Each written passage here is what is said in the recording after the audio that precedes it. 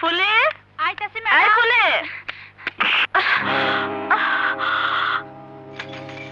কি ব্যাপার? আমারে মাফ করে দেন ম্যাডাম, আমার ভুল হয়ে গেছে। কোন ডাকছিলেন কেন? উপরে গিয়ে আমার রুমটা গুছিয়ে ফেল। আচ্ছা। আমার চেন কোথায় পড়লো?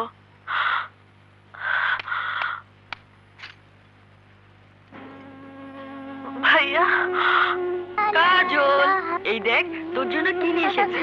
এই লকেটে তোর আর আমার ছবি আছে। ভাইয়া তুই কোথায়? তুই কোথায় ভাইয়া? ভাইয়া কাজল, মামুনি, মাম্মি, ভাইয়া। হ্যাঁ, আজ 15 বছর পার হয়ে গেল। কত জায়গায় খুঁজলাম, কোথাও তোর ভাইয়াকে খুঁজে পেলাম না।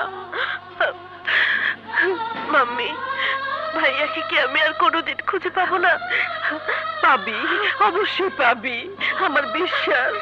তোর ভাইয়া বেঁচে আছে, একদিন না একদিন তোর ভাইয়াকে খুঁজে পাবি। মিথ্যে কথা। চোখের পানির টানে যদি আপনজন ফিরে আসতো, তাহলে অনেক আগেই আমি আমার হারানো বোনকে ফিরে পেতাম।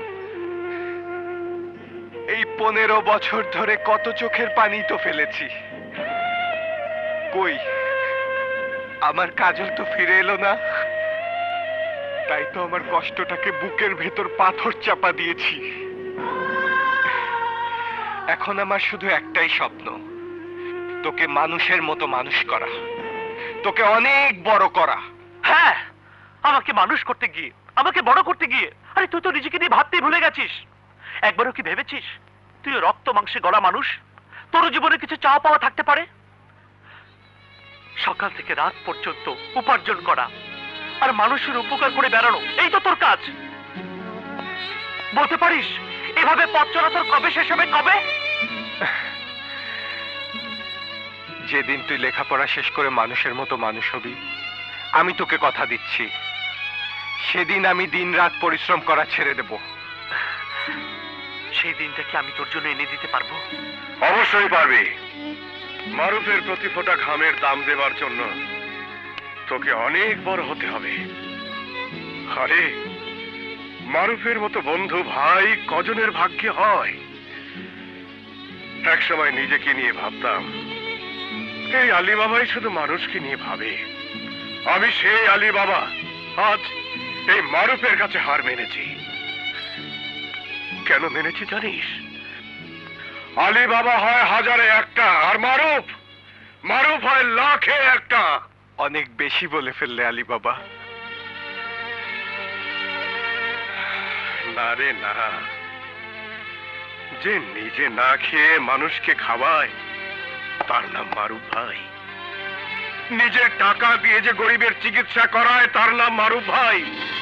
গরিবের উপর অন্যায় নির্যাতন দেখলে যে প্রতিবাদ করতে যায় তার নাম হলো মারুফ ভাই। তাই মাঝে মাঝে তোকে আমার স্যালুট করতে ইচ্ছে হয়। সেলুট আমাকে নয় আলী বাবা, সেলুট পাবার যোগ্যতা শুধু তোমার। তোমার কাছে মানুষ হয়ে আজ আমি মারুফ ভাই।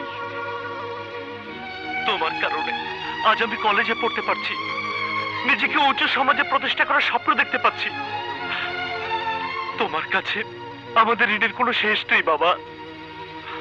বাবার কাছে ছেলের কোনো ঋণ থাকে না। তোরা তোরা আমার সন্তানের মতো, আর সন্তানকে মানুষ করাই বাবার দায়িত্ব। আমি শুধু সেই দায়িত্বই পালন করছি রে। দাঁড়া, দুলা ভাই একটা কথা কমো।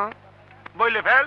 সকাল থেকে দেখতেছি আপনি যার কাছে মাল বিক্রি করতেছেন তারই মাপে কম দিতেছেন, ঘটনাটা কি? আর বলিস না রে, এই ঠাডা পড়া রোদ্রে মাথাটা আমার গরম হয়ে গেছে। কোন কি মাথা গরম কইরা তো কারো মাপে বেশি দিতে দেখলাম না। মাথা গরম হয়েছে ঠিকই, তবে এত গরম হয় না যে মাপে বেশি দিয়ে দেব।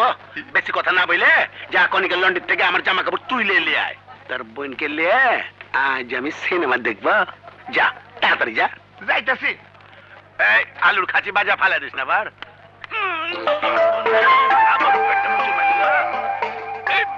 কি আমার ভালো হবে না রে? ওরে বাবা রে, মনে হচ্ছে রে এখন বার হয়ে যাবে রে। যাই কামটা সাইরে আছি, ভালো ভালো লেট্রিনটা। হায় হায়, কি ব্যাপার গো, দোকানে লোকজন গেলে কোথায়? হ্যাঁ, কাটো নাকি রে? এটা আবার কি? কি ব্যাপার এখনো রেডি হও নাই? যাইবা না ছবি দেখতে? হ্যাঁ কি বলছে? কি ব্যাপার তোমার হাতে এগুলো কি? অন্য কোথাও যাওয়ার নিয়ে যাচ্ছে নাকি? ধরা পড়লে তোমার হাড় মাংস আমি চিবায়া খামু। জলদি রাখো, রাখো। নাও, তাড়াতাড়ি আমার গলার মালাটা পরায় দাও। দাও, তাড়াতাড়ি দাও, দেখে লাগে তো।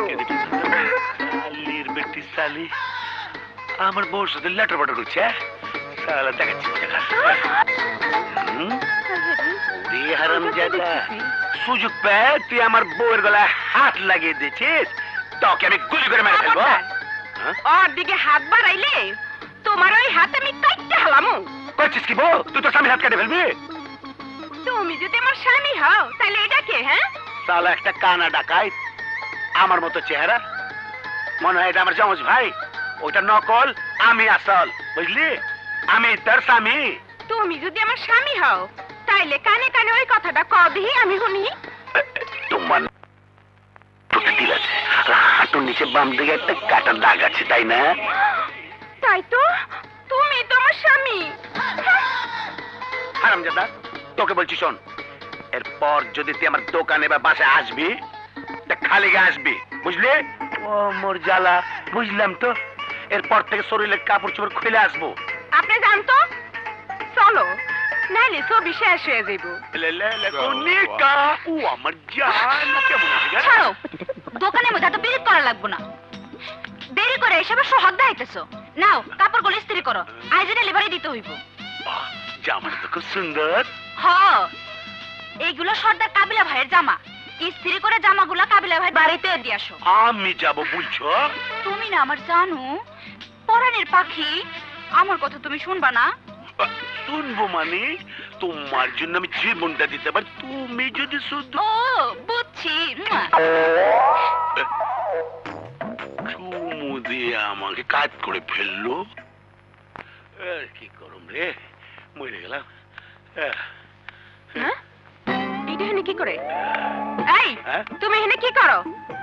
আজকাল লন্ড্রিতে কোনো কাপড় চোপড় তুমি না, যাও। হ্যাঁ? আরে কি বলছো তুমি? আরে আমি তো তোমার প্যারেন্টের স্বামী। ইস, হ্যাঁ, আমার মাথায় যে কি আমি হইলো? তোমার স্বামী। আচ্ছা, তুমি খালি গায়ে কেন? আরে যে ঠাডা পড়া গরম পড়েছে, এই গরমে কি জামা কাপড় শরীরে রাখা যায়? দেখো আমার শরীর ধরে কত গরম। দেখি, হাই হাই রে, শরীর কত গরম। চলো চলো ভিতরে চলো। আরে না না, এখন ভেতরে যাবো না, এক কাম করো, আমাকে একটা ঠান্ডা পানি খাও। আচ্ছা আচ্ছা, আমি তোমার লাগে পানি নিয়ে যাও যাচ্ছি। নিয়ে আসো। বাপরে বাপ কি গরম, এই ফাঁকে যাই একটু হাত মুখ ধুয়ে আসো গা। না না না, এই চাকরি আর করা যাবে না। মানুষের বাড়িতে হাঁটতে হাঁটতে আমার পা ব্যথা হয়ে গেছে গা। কনিকা, তোকে কাছে পাওয়ার জন্য আমি কত কষ্ট করি। নাও, পানি খাও। খাও। বোধহয় প্যাস লেগে গেল রে, ভুল করে আমাকে পানি হাই খাই। হাই রে, দেখ শুনি।